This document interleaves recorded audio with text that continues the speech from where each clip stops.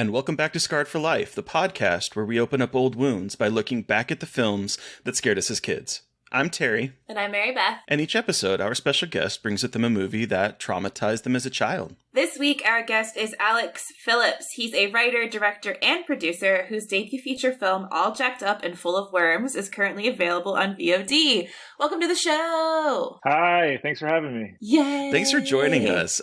Boy, I can't wait to talk to you about worms and hallucinations. But before we do get to that, let's take it back to the beginning. How did you get introduced to horror? I kind of had to sneak horror movies growing up. My family wasn't really into them. My mom was really against horror movies. But we had a family computer, and I had what was this back in the time of Kazaa? Oh my god! And so yeah, I got some stuff. I remember staying up really late watching Rosemary's Baby with my friend across the street. We drank a bunch of Mountain Dew and watched it in the middle of the night.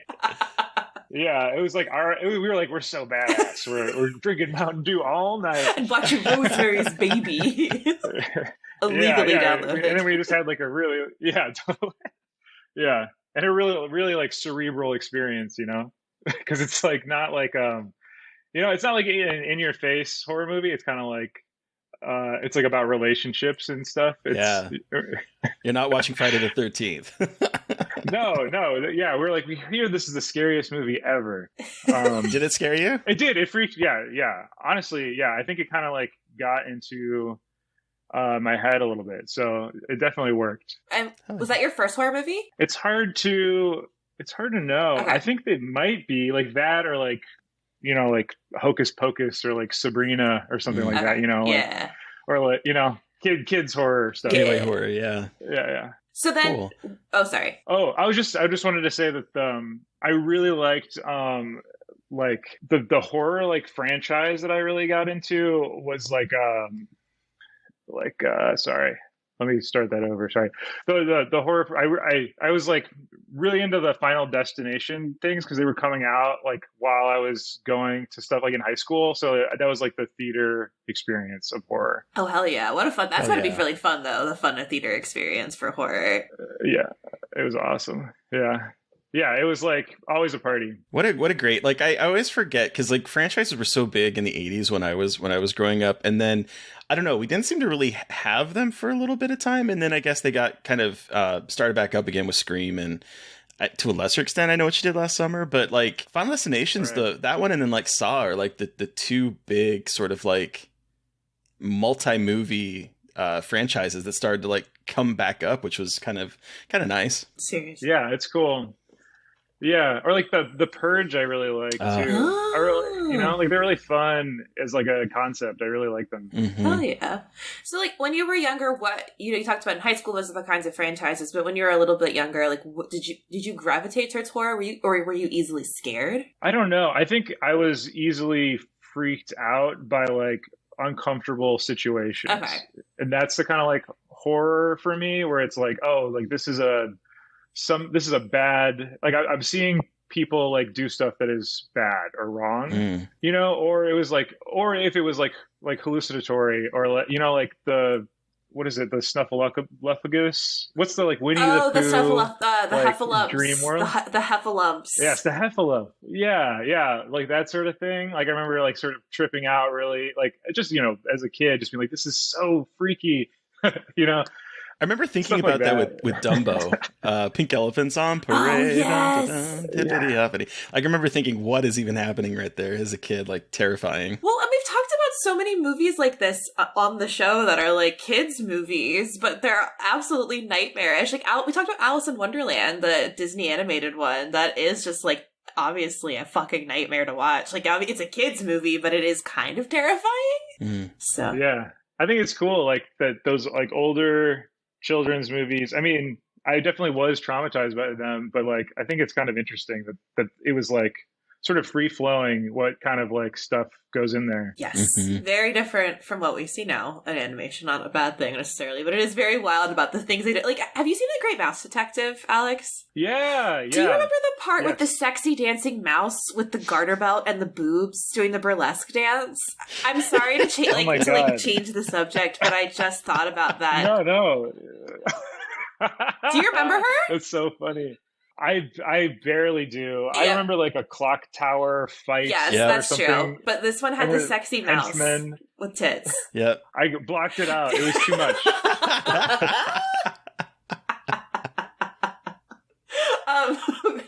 But what's scarier than a anthropomorphic cartoon mouse with boobs? Nothing. Doing the can. Anyway. Yeah. But Alex, so you said that you got freaked out by certain things as a kid. Do you still get easily freaked out or freaked out at all today by similar things or different things when you watch horror movies? Well, so like jump scares always get me without fail. Yeah. Like no matter how smart I think I am, it's just like something flying at my face. I'm like, no.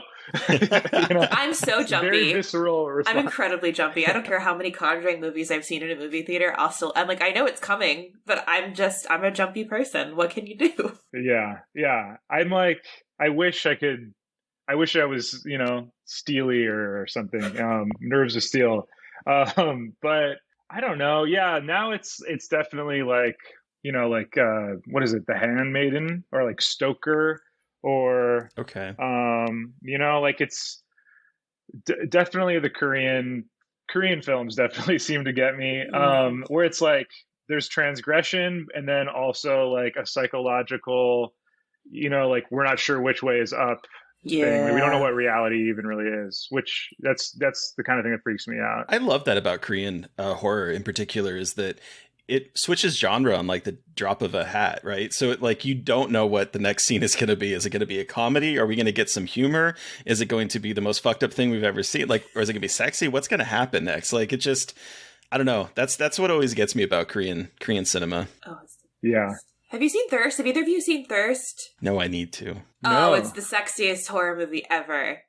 It's vampires, and it's in Parasite, the actor who plays the father in Parasite plays a priest who turns into a vampire, and it's really fucking good. Wow. It's Park Chan-wook. Yeah. So yeah. Anyway, it's really good. Yeah, I've heard that. It's been on my list for a while. I need to just sit down and watch it. But do you remember like the last movie that kind of traumatized you or scared you or brought you back to that feeling of being a kid? That's like a really specific kind of thing, like a nostalgic, but then also like uncovering like an old trauma thing. Or just to like terrified you. Yeah. Well, so like Raw, really, that got me. Oh, cool. That movie is really cool. And it's like, it's so absurd, like her like take on like what an American high school or college is like too. It's like sort of uncanny. It feels right, but it's also like totally bonkers. Yeah. But that movie really that worked, where it's like there's like body horror connected with like eroticism, and like murder also somehow. Yeah. That's awesome.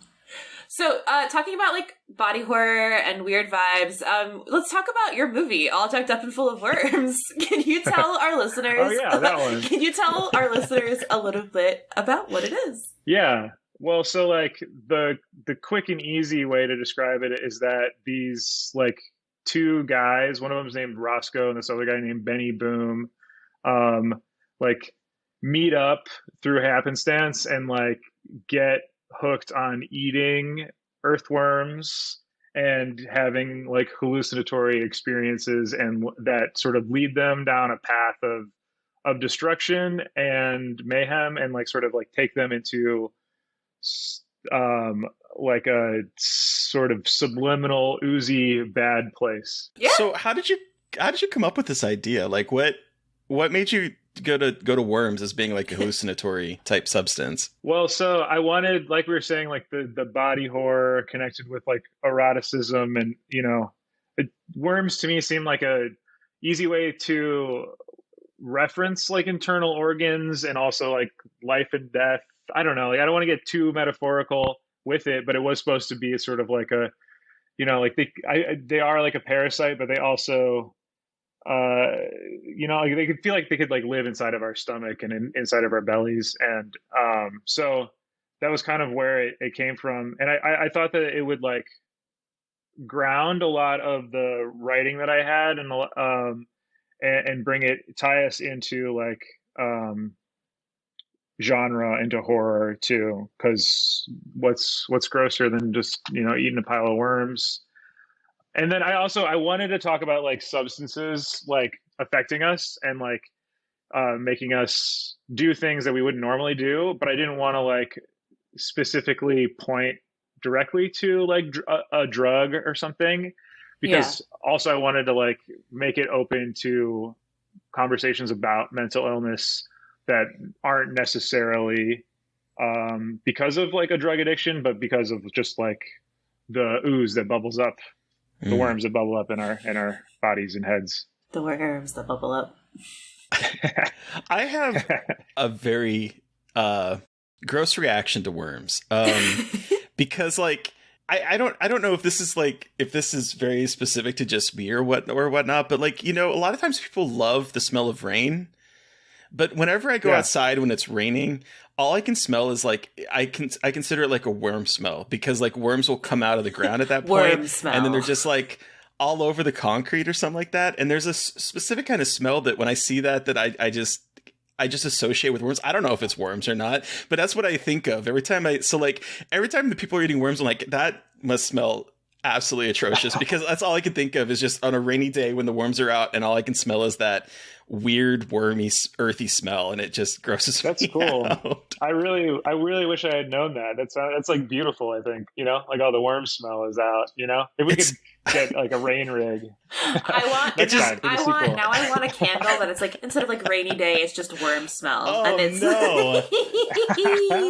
worm because like I just get like this.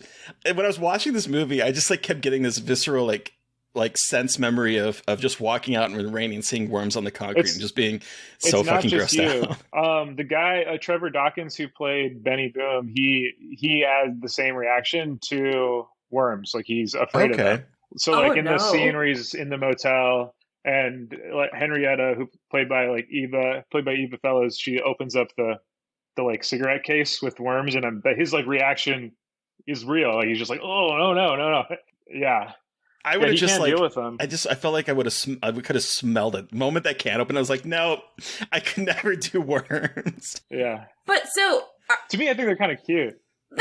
I mean, they are. That's the thing. There's someone I went to college with who couldn't go outside after it rained because she's so scared of worms. Like, she hates that. Like, it was, like, the weirdest thing, and she couldn't explain why she was so scared. I think she stepped on one once with her bare feet, and it just, like, fucked her up so bad she could no longer go. Like, it was the wildest fear I've ever seen around worms. Because I think they're cute. And I used to collect worms. I had a little bucket that was, like, a worm farm, and I named them all. What? And like I was like, this is the mom and the dad, and I played house with the worms. That's I never cool. said I was a cool kid, but I had a family. I had a bucket of worms as a kid, and they were all a little family. A bucket of worms. Oh my god! All I can think of is the smell. That's all I can think of. I was afraid of them living in my body. Me I think too. I ate sand like as a little kid to impress this girl that lived behind my house. Did it work? And she laughed. I don't know. She was like 5 years older than me. I don't know. She was like in first grade, and I was like in preschool or something. I don't know. I was just like put a handful of sand, and then my mom yelled at me and was like, "You're gonna get worms. You're gonna grow worms inside of you." Oh my god! So I think, and then just that idea just like stuck with me. I think it's one of my I don't do well with like parasitic body horror, because like I'm always like, what if there is a worm inside of me? Wait, have you ever watched the show Monsters Inside Me? Did you ever watch that on Animal Planet? Mm-mm. Oh my god, no, that sounds like my personal nightmare. I worked on that show. It was incredible. It's all about people who have like either foreign bodies or like worms inside of them that it makes them really sick. It makes me really grossed out. Like it gives so me cool. No. For some reason, I think it's so great. fascinating. Anyway, well, so okay, going back to the film. So are y'all snorting? Are they snorting actual worms and like eating actual worms? Like, are these actually actual little fellas themselves going inside the human body? Yes. I've been going with yes. Every time anyone asks me that question, I have a hard line. Yes, every single worm that you see in there was eaten. Everyone ate a real worm. There was no cutaway to a different kind. So, but yeah, no, everyone's handling real worms, and like some people do actually put them in their mouths and in their noses and stuff, and then other people are having depending on the actor's level of comfort. Yeah. So cool. Yeah. So what was it like casting this movie and kind of sharing the script and sharing kind of the plot and where the story was going with your actors? Because I mean, everyone's performances are incredible and they're really going for it and throwing themselves into the material. So you obviously found a really incredible cast. So what was that like, getting people on board for the project? Well, so most of the people in the movie, save for like Philip, Andre Botello, who plays Roscoe, and Betsy Brown, who plays Samantha, were local to Chicago. Okay. And had either been in like a short of mine or a friend's short, or I'd been on set with them, or I saw them in like theater. Like Trevor Dawkins is in, or he was like a longtime company member of the Neo-Futurists, and they're like a block away from me. So, and I love their work. And Mike Lopez, he's been in a bunch of like indie films in Chicago, mostly the work of Jersey Rose. Cool. So just like, yeah, a lot of people I knew. And then Eva, she was in my shorts. She was a good boy in Pushing Mongo. And so, yeah, it was kind of like we did this whole long casting process. And then basically just I ended up casting my friends to be in the movie. And they were the people who were the most down for everything that we were doing.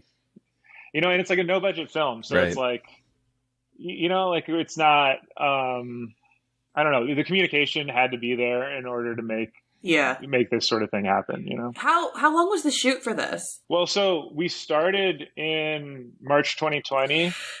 And then COVID, you remember that thing? Yeah, that. So then, and that was kind of fucked up. So the shoot was supposed to be like 3 weeks, and then it turned into like a 3-year thing. Jeez. Okay. So, yeah. So just like on the weekends, or like shooting for a few days, and then taking 2 weeks off throughout 2020 and early 2021 to get everything. Good Lord. Yeah, and I rewrote a bunch of stuff too, because we were shooting like before the vaccine like came out, because we didn't know that there was going to be one, or like what that was going to even be like. So that was why the 2-week breaks in between shooting, just like a couple days. Yeah. Because that's what they were saying you needed to do to know if you had it or not. And then and then I rewrote it and that was when Benny Boom, his character, grew. Oh, okay. And the baby came in. Oh, so the baby was written in after you had started shooting? Yeah, that was like after the whole movie had been pulled over. Then in the darkness of COVID times, I wrote this baby storyline. And and then Trevor, who like was totally down, he like read the script and he's like, okay, so let's talk about this. So he and I would, throughout like in the pandemic, or in lockdown, I guess I should say, we took a lot of like walks in this graveyard that's really close to our houses. That was like it wasn't even meant to be spooky, but that was like where it was easy to like talk outside, to figure out, like, because he wanted to make sure that that what the intention behind putting something so fucked up in my movie, like why we're doing this, and like, are we here to traumatize people, or are we here to like talk about something bigger, or is it somewhere in between? And so that was, and that conversation like was extremely important to the whole thing. And I think that's what led to his performance. I really like his performance, obviously, but like, I think that he's like a very charismatic guy, Trevor, and he brings that to the Benny Boom character. And like makes it so we have to like empathize with this person who has like a very grotesque like physical manifestation of his like fucked up Mm. desires, and like also like just a confusion or like delusion about the world, and like how you can like achieve happiness or how you can like find meaning. Like he wants to have a kid so bad, he wants to have like a normal family, Yeah. but he's also like too weird to do it. And I think we all can sort of relate to that on some level. We just don't all have like a baby fuck doll. Yeah, So I had to and ask. the whole point was to like have a baby fuck doll there to be like to push that question, to be like, this thing that we all, society pushes us towards, like the nuclear family, um like, but we also are um all messed up. So I don't know, that's why the fuck doll's there. Where did you get that doll? Because I'll be honest, that doll every time that doll was on screen, had this look of absolute horror on my face. Where did you get that doll? Amazon.com. No, that's a joke. I was like, No, oh fuck me. no. So Ben Goger, who did the effects on the film, he made the doll's head, and we went and found doll bodies Okay, to put the head on. that So head is yeah, so that fucked came out up. of his. Yeah, right. It's really really gnarly, and so I think also the head came from like a push and pull too, where like like everybody when I wrote this thing was like, okay, whoa. So I think, and Ben went through a similar process of like what, like fitting this baby doll into his brain and coming out with this horrible, uncanny thing. Wow. Wild. Never thought I'd watch a movie about a fuck doll and then also kind of empathize with the guy who wants to fuck the fuck doll, but hey, it's 2022. Yeah, right. That's awesome. Yeah. Well, before we start talking about the movie you chose today, Alex, we're going to take a quick break. And now we're back. Okay, Alex, so what film have you brought with you today as your Scarred for Life pick? I have brought a Clockwork Orange. Oh boy. So, here's a brief synopsis from IMDb. In the future, a sadistic gang leader is imprisoned and volunteers for a conduct diversion experiment, but it doesn't go as planned. Yeah. So when you brought this movie to us, I was like, oh shit. Okay, we got to talk about this one because I can't imagine seeing this as a kid. So take us back. How old were you? How did you see this? Why did you see this? Give us your horror story. Why is this your Scarred for Life pick? So, like, I wasn't allowed to watch horror movies, Okay. but I was allowed to watch stuff that was like culturally important. Yes. So this would maybe be on the like 100 list of, sight and sound. Stanley Kubrick, right? A cultural icon. So I was like 11 or 12 or something. Like, it was on our like Sony Trinitron CRT TV thing. I was maybe way too far back from it, and I don't know. Yeah, my parents put it on. Like, I would, like I guess my horror before that was like Psycho or Vertigo or something like that. And then this came on, and it was like, first off, it's like really cool. Like, it's like really poppy. There's the credits are like, like already you're in it, like with all this stuff going on. And also the main character's name is Alex. Mm-hmm. And when you're like 11, you don't really have like that sort of sense of distance.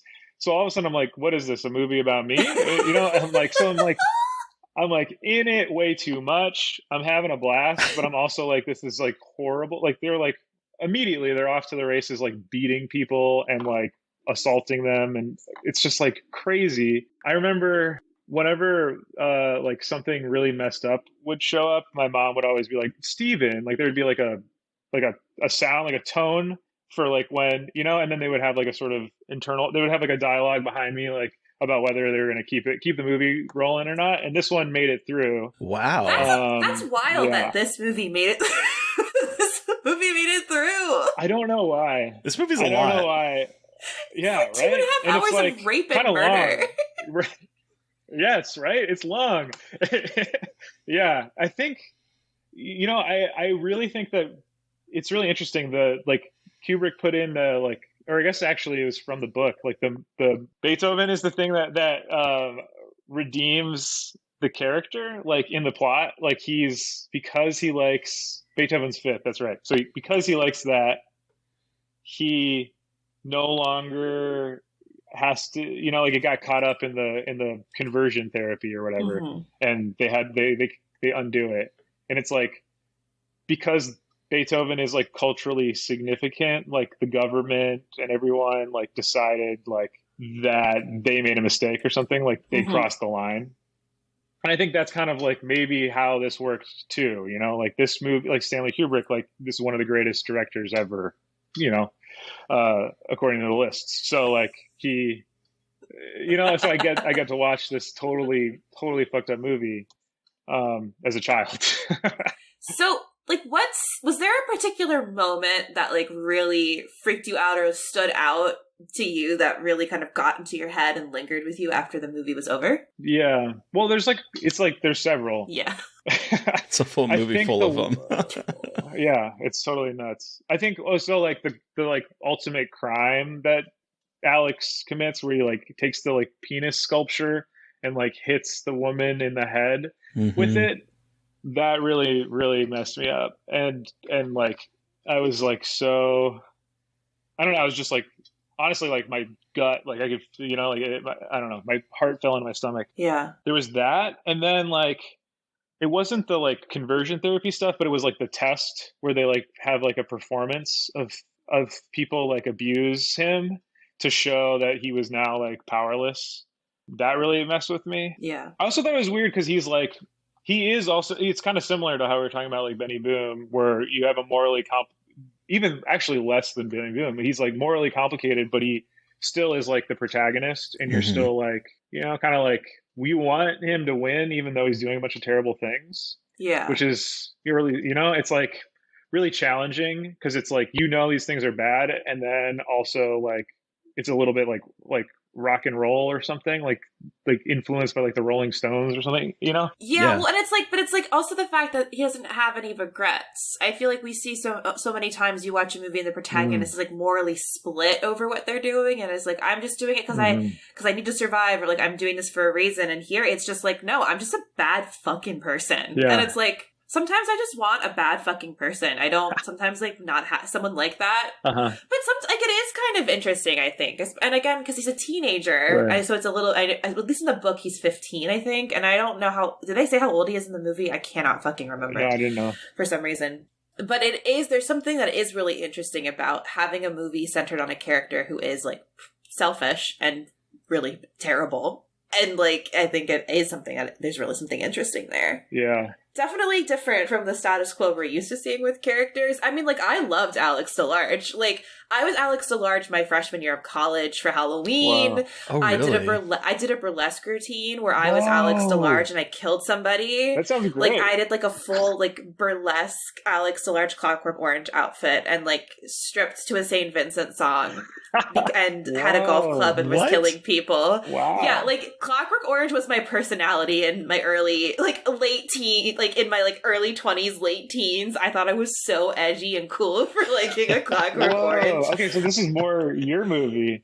And it's so weird thinking about it because like it's so fucked up. But there was so like I thought I was so cool in high school. I got at the library and read it in high school, like at the pool, and I was like, I'm the cool girl reading the book by the like. I just thought I was so cool, and don't think like I understood what I was reading, but I don't think I thought I was that kind of phase in my life where I thought I liked shocking stuff. Like this is when I read and loved American Psycho. Like I wanted to watch all of like the weird, fucked up shit and not really think about like the implications, but more just like I was really invested in the spectacle of violence, which sounds weird to say, but like I was so fascinated by that as a teenager and like how it was created. And I read the book first, actually, which was a goddamn experience because you have to learn a whole new language reading this book. And it's really cool though how your brain slips into it really easily. and it's like you're in a trance a little bit reading it. Like it's really, really, it's really interesting, and it's a language that Burgess, the author, made up, and because he's a linguist, and so he made up the whole language. That's why it's so good. And it's based. Yeah, and it's based mostly on, I think, like Russian and also Cockney rhyming slang. It's like super weird. Like, I'm like obsessed. Sorry, I'm like nerding out because I was obsessed with it. But like I was reading that, and when I watched the movie, I was actually even more shocked because I think when you're reading it in that language, I think it's really easy to have a little bit more distance from the violence and kind of the acts. But then, even though they're speaking that same language, you have the images and you see them doing like all of the murder and all of the rape and all of like the crime. So it's so different. It was so different, the experience of reading it and not thinking it was like as bad, and then seeing it and being like, oh no. And I was also seeing it in high school. Like I was pretty young too, and I still fucking loved it. I still do really like it, but I definitely have more of a critical lens on it than I did when I was like I think 18. I think the movie I mean, you can please disagree with me, but I think that the movie is like saying like is giving us like a distance from him, you know, where like we can still be critical of the stuff that he's doing, and like, but also see how like the repercussions that he gets, like the punishment that he gets, also is like wrong and is more violence, you know, like once immediately he licks that boot in the demonstration thing, like on that stage, and then he like gets out and his family has like disowned him, and he gets beat up by the police who are like his droogs, you know, and like even the like leftist guy, the like sort of like champagne leftist guy, like in the fancy house, like, you know, in the wheelchair. Oh yeah, you know, like even that feels like supremely cruel, even though we've just witnessed him do all the worst stuff that I can imagine, that like, you know, murdering and raping and like with no remorse, like you said, and like would do it again if given any opportunity. But like somehow like we see all that, and then we see him like get like you know, converted or whatever you want to call it, the therapy, and then the punishment also is a crime too. And I think that's the like equally barbaric. Yeah. I think that's maybe the like moral or like political takeaway that I think maybe is in there, you know, as opposed to like leaving the movie feeling like empowered to do bad stuff, which is like also like a really like a complicated moral takeaway, I guess. Yeah. So there's a couple things that just popped in my head as you were talking. And the first one I want to talk, because you said that you think that the movie kind of gives us like a space to kind of watch what's happening and know that it's bad, but also kind of relate. And what I guess what I realized watching this as an adult, because I haven't seen this, and I'll talk about my first time seeing this movie, but I haven't seen this since the very first time I watched this movie. This is only the second time I've ever seen this movie, but I'm looking at it now as an adult and I'm thinking, this whole thing feels like theater. The way that Malcolm McDonald plays Alex is very like, it almost looks like he's ready to break. There's a couple scenes where he's like supposed to be really serious, and you can almost see like the smile kind of cracking on his face. So it kind of gives me this like lens of over the top, a little overwrought theater craft, and it kind of plays with what's happening. And I think it gives us a little bit of space to kind of watch it as if we were watching theater, as opposed to seeing these horrible things play out, if that makes sense. Totally. Yeah. Well, and especially because we have like the set design like in the milk bar, and you have this like very stylistic way that doesn't, like, I know this is supposed to be the near future, but in the movie you have this like very specific like 70s kind of pop arty aesthetic that makes it feel like out of time and space a little bit, like especially in like, and there's some places where that's not necessarily true, but like in some of these spaces it feels so theatrical, it feels so, and then but also like the way like that Alex speaks, I feel like it always feels like he's reciting some grand Shakespearean monologue, which like makes him kind of annoying in a way that I'm interested in, that I'm just like, he is slightly endearing. It's like endearing, and he's so full of himself, and like he's obviously a teenage boy who's like, I like Beethoven and I like to kill people, like aren't I a badass? And it's just like, I mean, I can see why you think that, I guess. Like it's got like that kind of punk ethos a little bit, but taken to an extreme Which I think is so interesting, especially in like the costumes that they wear, like their uniform that they choose to wear, which is all white, which I think is super fascinating. Yeah. Like in the cod piece, I just think it's so interesting how they designed like, and their hats and the all white and the eyeliner slash like the eyelashes. I think it's just so exaggerated. Striking. It's so exaggerated. It's so cool. Yeah. So formally like exact, you know, like all the camera moves, all this. Yeah. But also it's even the like opening like attack or whatever where the two rival like droog gangs are like fighting each other. Feels like so chaotic too. It's really like just the level of craft in like, you know, being symmetrical in one thing and then totally like improvisational feeling in the next is totally, I don't know, amazing. Well, that scene in particular also, I was thinking, is kind of what started making me think about this as like a piece of theater that we're watching unfold, because it's so, the actions that they're doing are so like almost silly in some way, like the backflips, the all of a sudden they're falling through glass windows, or they're breaking chairs against each other. Like it's just, it takes like this fight that seems like it should be very serious, because it opens up with the other droogs attempting to rape a woman, and then Alex and his droogs showing up and then fighting. And so it's like this very serious moment that all of a sudden turns into like almost like a weird kind of martial arts movie in a way. Like it's just all of a sudden is completely different than the setup that we got. And so it just, it kept getting me like, what is happening here as I was watching this? Because I was like, this is really upsetting. And then it's like, this is really silly. Yeah. I think that's the important thing, like the silliness or like the absurdity of it, you know, like that's like I think that's the thing that is like the intellectual distance that I get is like, you know, or like, I keep going back to the stage performance when the like naked woman comes out and she like is like luring him towards her.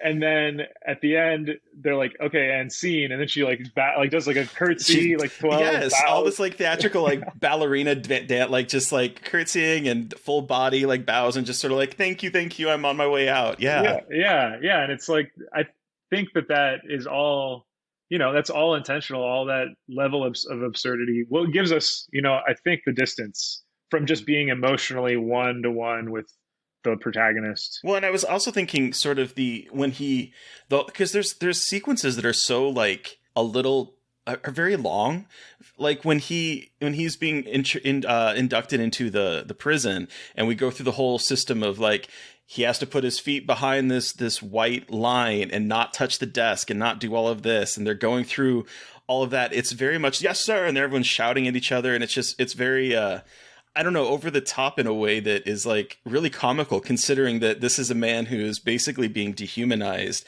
at this point, being forced to take all of his clothes off, having his, you know, looking inside his butt to make sure he's not hiding. Like it's all dehumanizing visually, but then it's very silly in the context of what's happening. And it's that push-pull that I think is so fascinating about a lot of the sequences in this film. For sure. Terry, I want to hear about your first time watching this, but before I lose my thought, it was something I thought about when we were kind of, you know, talking about Alex's character as evil, and how it's almost like a rape revenge story at the end from a different perspective, and that he is the one that's getting all of like the revenge enacted against him for all of the bad things he did. Totally. Which perhaps isn't the point, but I have like I'm a big like rape revenge movie fan, and I think it's a very interesting perspective of having him and the rapist himself being centered in it, and him having to face multiple consequences for his actions in different forms throughout. Yeah. And I think it's a very kind of a subplot in looking at that idea of violence and revenge, and how like, you know, it's a fucking self-perpetuating cycle, and it's really vicious and hard to get out of no matter how much your government wants to train it out of you.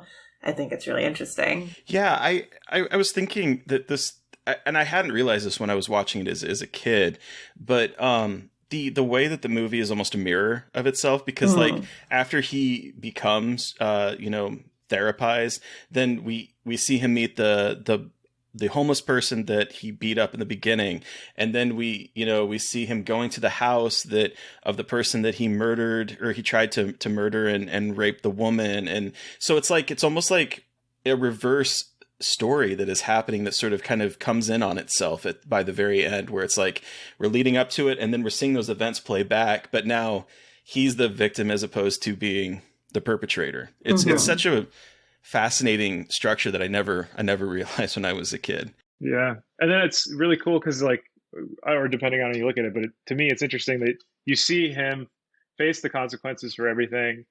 And then when at the very end, like, you can tell he hasn't like learned a goddamn thing. Like, he hasn't changed, you know, and he's gone through every punishment that you could ever receive, you know, and he's also like existential and physical, everything.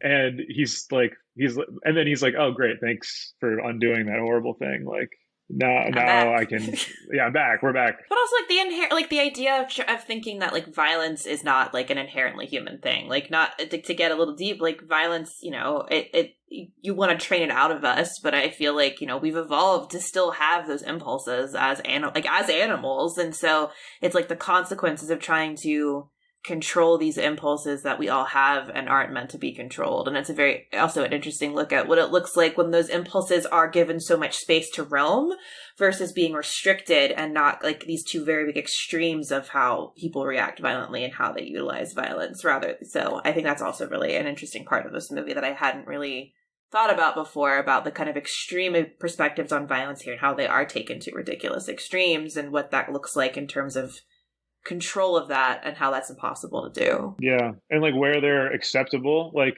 his friends become like the police, and then they can beat him up.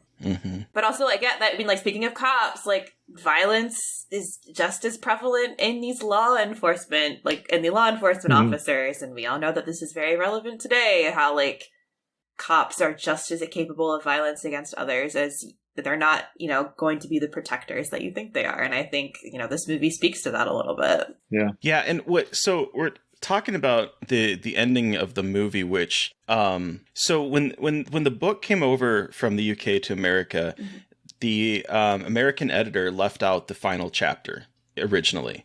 And in the final chapter, Alex on his own, after everything, decides that he doesn't find the violence very exciting. And so ends up forming his own family and gives up crime and basically reforms himself on his own. And the American editor did not like that because he said it felt fake to the story. Whoa. And he felt that kind of like takes all the blame off of Alex, and it just sort of wraps it up with a tiny little moral bow on it. And so they left that last chapter off when it first was released here in the States. And so when Kubrick was filming, he had the American book, and he said that he remembered the, as he called it, extra chapter that Anthony Burgess had, that he had that extra chapter, as he called it, but he also did not like it. So they left it out in this adaptation. And in America, that last chapter was not available until sometime in the 80s with a reprint. Where they put it back in. I think it might have been 86. I can't remember the exact time frame, but it wasn't until the 80s when the American book had that final 21st chapter in it. I remember reading this as a kid. Okay, so I remember seeing this movie, The Box, in a movie, in like a Blockbuster or whatever, and being so like curious about it. But my parents would say, oh no, you can't watch that. That is full of horrible things. It's very horrible. You cannot watch it. But my parents, as I've said on the podcast before, never really policed what I read. And it was so easy to go buy stuff. And when I found out that it was a book, I was like, ooh, I'm going to go buy this book and I'm going to read it. And so I did. And I remember opening up the book for the first time and getting to the very first paragraph, which is a whole lot to deal with at the beginning. Because he says, there was me, that is Alex, and my 3 droogs. I'm like, droogs? What are we talking about? I was like, I think 12 or 13 at the time when I was reading this. And I'm like, I don't understand anything that these are saying. He's like talking about the Kurova Milk Bar and Milk Plus and Mesto and like all of these things. And I'm like, what the fuck what am I reading? And I remember being so confused about it, but like, I know that this book is something I shouldn't be reading, so I'm going to keep reading it. And I remember getting through this book and being like, I don't think it really quite registered with me what was going on in it, but I just remember thinking, this is very weird. And the cover of the book was like a face of a black and white mouth open up screaming, and then there's like flames coming out the top of it. Oh. And I just remember being like so enthralled by what was happening that I forced myself to read this book, even though I don't think I understood half of what was happening in it. Yeah. And then it wasn't until much later that I finally saw the movie, when I was old enough to go rent movies on my own and not be carded, just for being underage. But so have you read the book? No, I haven't read it. No, I just have. That's the one that's on my shelf. I don't know. I keep going back and watching the movie. Fair. It's a very interesting reading experience, I will say. I've never done well with like sci-fi that has the like linguistic like words. Like, okay. I know, but I don't know. This one is really good. Like the words that are invented really feel natural in a way that like maybe like a Philip K. Dick story doesn't necessarily. Yeah. And it's kind of, I mean, Philip K. Dick is great, but that's not the thing that it's like, but these feel like real weird words that also are like, have the like onomatopoeia or something that, it's really cool. You can sort of like understand what is being said based on the context alone. Like, you might not have ever heard the word droog, but the moment it's used, like, these are my droogs, you're like, oh, he means friends or something like that, like, or his like gang or something. So there's definitely like, it feels almost like uncanny valley in a way, because like you feel like these words should make sense, but they don't. But then you can, with context clues, sort of pick up what is being said. And so it is a very weird experience reading this book. I remember picking it up and reading it and being like, did I pick up like a weird copy of this book? And it was a point where I was a teenager and I Googled it, and it was like, no, this is just written purposefully obtusely. And I was like, fuck yeah. See, all right, cool. That. I know. I was like, did I fuck something up? Yeah, I was early 90s and I had no way to like compare it. No Google, no nothing. I'm just like, I have this book. I have no context for this book. I have no way of getting context for this book. So the book is more like immersive, is kind of what you're saying? Like, you just have to like listen to the narrator? Yeah, so like so it's like you're in his head. Like, you are just reading his words and reading his first person perspective. So like with the movie, you can, you have him narrating it, but you still see kind of everything going on outside of him. But in the book, you are just so kind of situated in his head. It's just it's like a much different experience for me from reading it to seeing it, because I read and watched them in pretty rapid succession.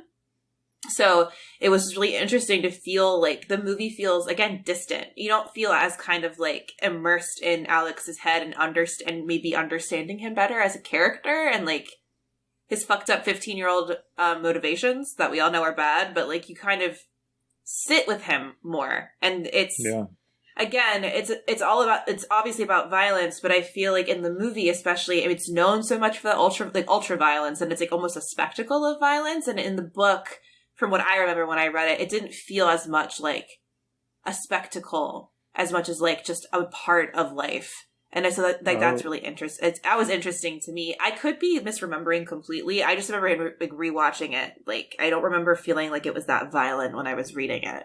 But maybe I just didn't understand what I was reading. Do you guys have films that you think of when you think of like a first person, like interior movie? Like a sort of like this, where it's like a narrator from like really close to their head? I feel like it's really hard. The art form makes it hard, because you don't really like, voiceover films aren't necessarily like huge hits for the most part. Right. I'm trying to think. Like, I feel like there should be one on the tip of my tongue, but I'm drawing a blank now, of course. The one I think of most of the time is this movie Frownland. Have you guys seen this? No. It's really cool. It's not a horror movie, but it's definitely scarring. It's really cool. I think it's on the Criterion right now. But yeah, this dude, what's his name? Ronnie, right? Ronald Bronstein. So he made this movie. It's like about, I think he cast his cousin in it, and then he like basically like just like the cousin has like a nervous breakdown throughout the entire film. Oh wow! Like, is it a documentary? Is it a document? It's not. It's like a narrative film. Okay. But it is sort of, like it's like we're living. The character is like method acting it, basically. The actor is, at least from what I can tell. So have you seen Krisha? Or Krisha? No, I want to watch that. That's a really good example of something. It doesn't have a lot of like voiceover narration, but you are very much squarely within her perspective and her headspace the whole time. And it's really fucking hard to watch because she's an alcoholic, and it's about her like kind of coming back home after years of being estranged from her family because of her addiction. And it's her first Thanksgiving like with her son and her family in like a decade. And it's a lot. And again, like you're with her the whole time. So it's really fascinating. Like that kind of interiority, I think, is really cool how they create that. And also the director casted his family, and it's based on like Krisha's actual experience as an addict, and his aunt is the one who plays the main character. So it's like, again, that weird, not a documentary, but like is towing that weird line between like a kind of that form of storytelling. It's really interesting. Yeah. You saying that name just for some reason triggered in my head You Are Not Alone, the movie from this year, is like, oh my god! Yeah, you're right. You won't be alone. You won't be you alone. won't be alone. Yeah, the witch one. Like, because you're stuck in her perspective through the entire movie, and it was one of those movies that by the end of it, there's so much empathy in it that like the last line of the movie, I just started crying because like you're in her head this entire time and seeing the world through various perspectives of her perspective, and it's so emotionally gut wrenching that that's the movie that just like it just popped in my head when you started talking about Krisha. And like the one I always think of is American Beauty, but I'm sorry, that movie, it's a very overrated movie in my head. So, but I always think about that one because it's like I feel like that's like the quintessential example. 18-year-old Terry was obsessed with that film. I was obsessed with it too in high school. I was like obsessed with it. That's my personality. And then you realize I haven't seen it so long. I haven't either. I just remember the bag in the wind thing, you know, with the most beautiful thing I've ever seen. And I remember being like that pretentious, that is the most beautiful thing in the world. Like, yeah. I thought it was so cool. Like I watched the Kevin Spacey movie with sex in it in high school. Like I just like thought I was so cool. And I was like, I'm watching classics. Like American Beauty is a classic of fucking American cinema. I still quote to this day whenever I'm trying to like psych myself up, I will sell this house today. I do. My friends and I in high school also used to go say, fuck me, your majesty, but we are so off topic.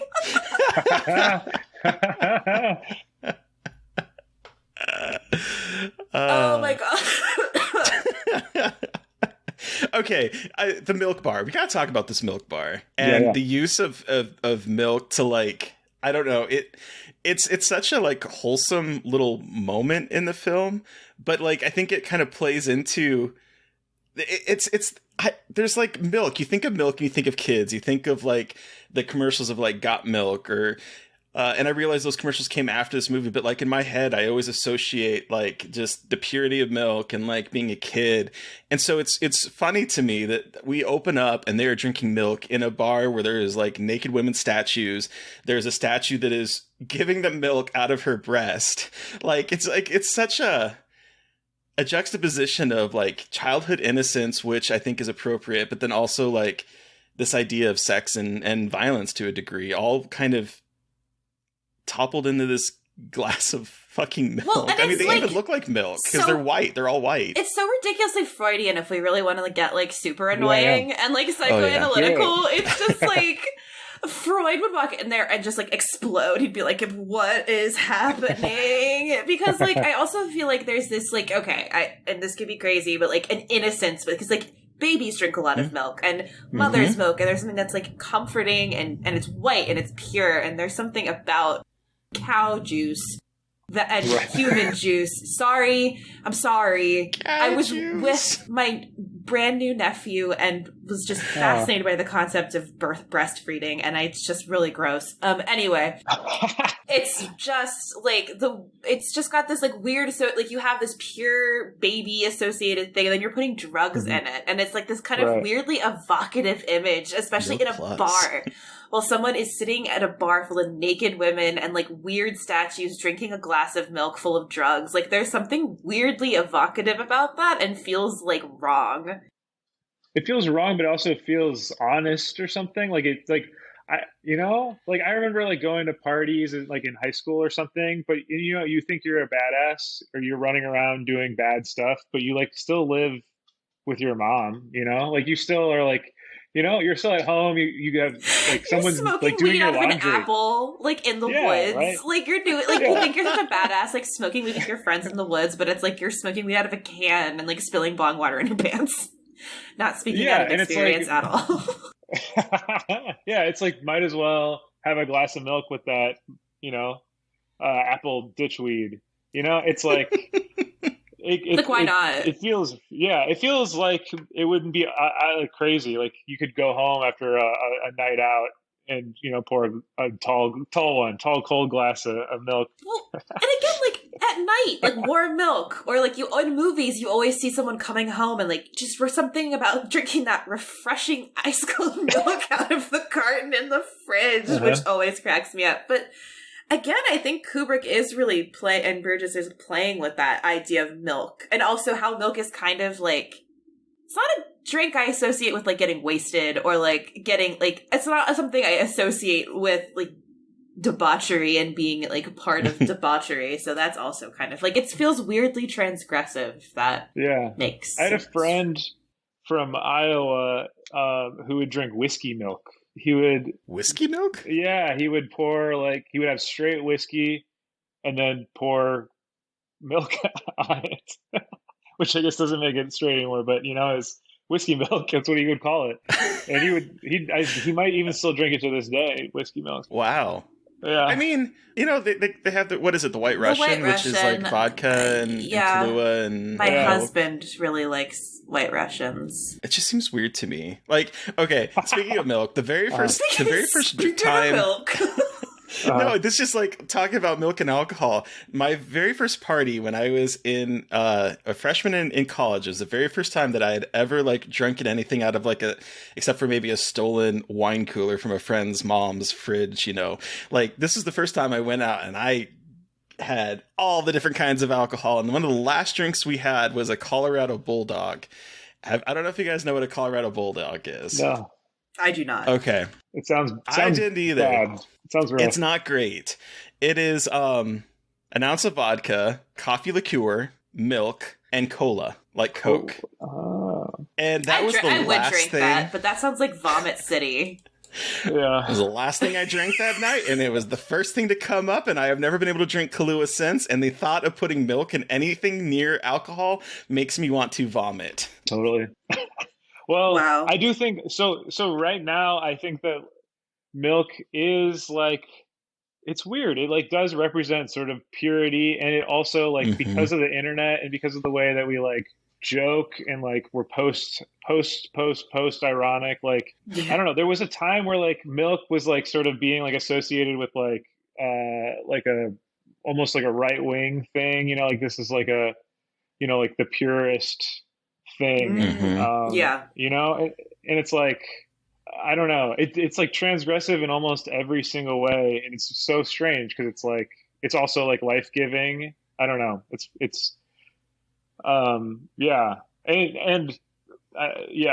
that's where the like it's only 2% from the worms, like it's like, sorry, this isn't the purest stuff I can give you, baby, right now, but yeah.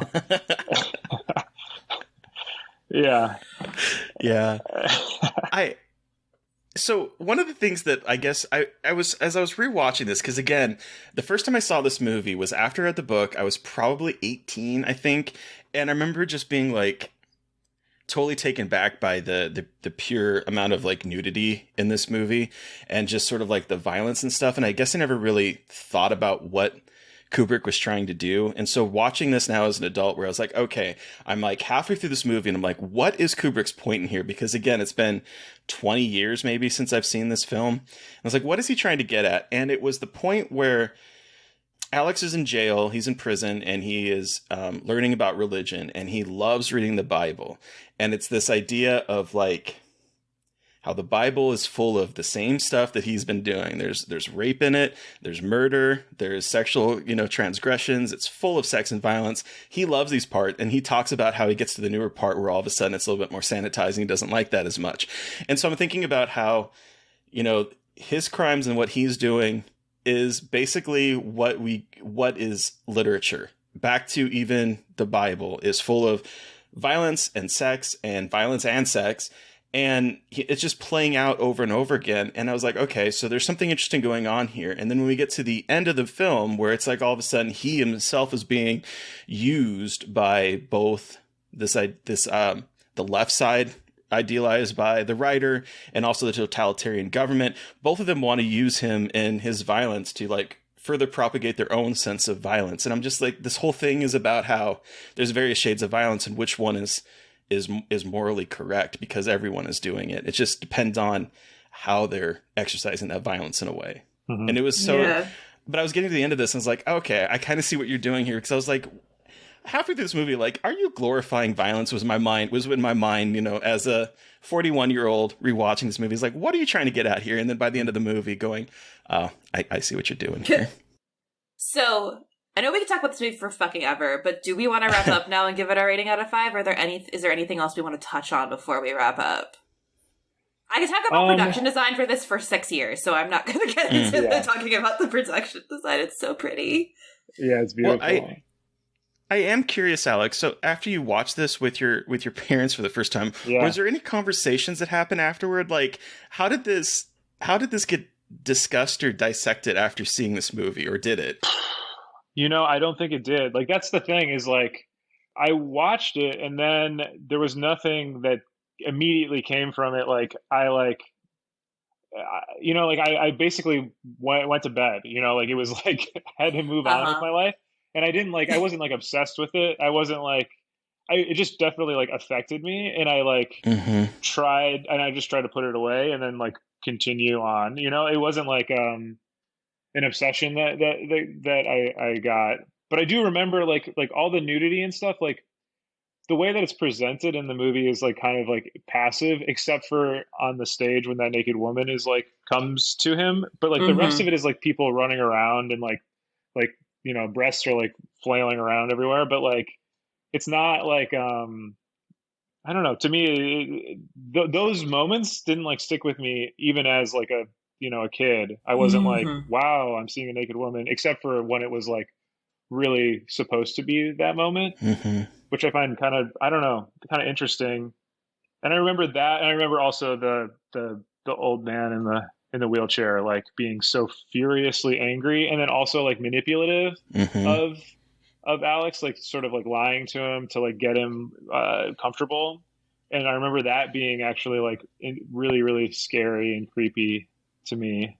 But yeah, no one sat me down to like make sure I got the right message out of it, if that's what you're asking. I was just curious because you had said that your mom was like, should we be letting him watch this? So I was just curious if there was any like fallout from that, because I mean, this is a wild movie to be watching with your parents, honestly. Yeah. Like when the sex stuff happened, I remember being like, just like, what the hell? Like, I'm so uncomfortable. Like, you know, like that was definitely traumatizing. I don't know if they talked. My parents talked afterwards. You know, like I'm pretty sure we just watched another movie the next day. The Hollywood Video. Yeah. We love that place. Oh yeah. I just always think about like, I was so uncomfortable watching any kind of sex or nudity around my parents because, as I've mentioned on the podcast before, I was allowed to watch rated R stuff as long as I covered my eyes during the nudity part. So for me, like anything that was like sex or nudity was like shameful in a way. So like I couldn't imagine seeing this with my parents, because I remember one time when did it come out? Jerry Maguire. When did that come out? That came out in 1996. So I would have been 16 maybe when it came out on VHS. I remember my parents had rented that. I was like, oh, I've heard that movie's good. And so they were watching it downstairs, and I was heading downstairs to go watch it with them. And it was at this part where Tom Cruise is having sex with his, I think, wife. I've never actually seen this movie because I'm so traumatized. I think it was his wife. And all she's saying is, never stop fucking me. And I remember turning around on the stairs and walking right back up the stairs. It was like, nope. So the idea of sitting there watching Clockwork Orange's appearances is like a wild thought to me. Yeah, I think that was like the other added layer of it, you know, like there's all the stuff that's happening on screen, but I'm also like sort of like coming of age and also with my parents, and you know, like, you know, it's just like all of the different things are happening to me. You know, and then putting it away into my subconscious, you know, Yeah. to deal with later, I guess. I'll unpack that when I'm older. Okay, so now do we want to wrap up and give a Clockwork Orange R rating out of 5? Sounds good to me. All right, Terry, how many glasses of milk out of 5 do you give a Clockwork Orange? You know, it's funny. I have a weird relationship with Kubrick because I don't like The Shining. I really enjoy 2001, and this movie is sort of in the middle for me. Like, I think that, I don't know, I'm watching this, and watching it now, it feels a little, I don't know what the word is, underdone compared to some of like the themes that he explores in like some of his, in my opinion, a little bit better works. But I do think that this movie is very culturally significant and very interesting. It's not my cup of milk, shall we say? Sorry. Which I don't even like milk, so I don't even know why I would say it's my cup of milk or not. But so I mean, I think it's a really well done movie. It doesn't ever really sit with me in the way that like 2001 does. But I still can appreciate it. So even still, I think just because of its culture, I'm going to give it a 4 glasses of milk out of 5, but still not my favorite of Kubrick's. What about you, Mary Beth? I have to give this, I'm giving it 4 milks out of, glasses of milk out of 5. Milk, 4 milks. I have so much appreciation for this movie, and I think this is one of the entry points for me into like the extreme kind of transgressive horror that I really love to watch and really love to, engage with and think about. And I think this was a really big part in me moving into that kind of, like, this is like kickstarted when I would watch like Martyrs and Human Centipede, and I know these are very different movies, but again, like I was a huge reader, and I think this movie really opened up a lot. The book and the movie together opened up a lot of possibilities for me in understanding violence through an artistic perspective, not just out of like a violence is bad perspective. And it's hard, it's difficult. It's not difficult, but it's very different watching it now, but I still really appreciate the perspective it kind of gave me and helped me grow in as both a writer, a critic, like a film viewer, and all of that. So, and I also think it's just fucking beautiful to look at. Like, it's beautiful and disgusting, like, which is my favorite shit. So I give it 4. And Alex, what about you? You have the final word. How many glasses of milk out of 5 do you give a Clockwork Orange? Well, I guess I just have to give it, I'm going to have to give it 5, but I'm going to call them strawberry milks because I think they're, they're like specific tastes type of thing. And I really like it. I think it's like, also rewatching it before coming on the podcast, just like seeing just the level of craft, like I was talking about earlier, like obviously it's Kubrick. So like, but just how simple, like some of the setups and the blocking and all this stuff, like the choices were very, very deliberate and very careful. And then also just being able to take a narrative like this, that's like transgressive and gnarly and has sex and violence all over the place, but then also like make it a larger commentary without also like driving home like any sort of like concrete thesis statement throughout the whole thing. And I don't know, I think it's like very complicated, and I don't think we have a lot of movies right now that are complicated, and then also like complicated and being like smart as hell is a whole nother thing. So I don't know. I just have to just give it all of the milks that I can. So many milks. So much milk. Yeah. Well, thank you so much, Alex, for coming on the show and talking about A Clockwork Orange. Where can our listeners find you, and what do you have that you can talk about or share? The floor is yours to plug. Sure. Well, please watch All Jacked Up and Full of Worms. It is on the internet. You can find it on Screenbox, the app.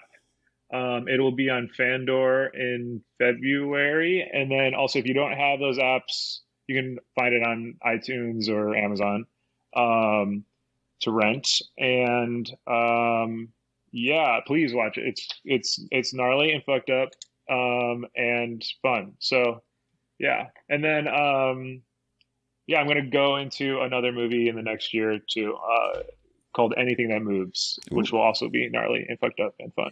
Hell yeah. Yay, it's my favorite kind of thing. Anyway, listeners, you have heard from us, but we want to hear from you. What was your experience with A Clockwork Orange? You can send us an email at scarredforlifepodcast@gmail.com, or you can reach out to us directly on Twitter. I am at MV McAndrews. And I'm Gaily Dreadful. And of course, don't forget to follow the podcast on Twitter at Scarred Podcast. And please don't forget to review, rate, and subscribe, and sign up for our Patreon to help support us. Thank you to Eric Power for our artwork. Thank you to Sean Keller for our music. Thank you everyone for listening. Please stay safe out there, but most importantly, stay creepy. And until next time.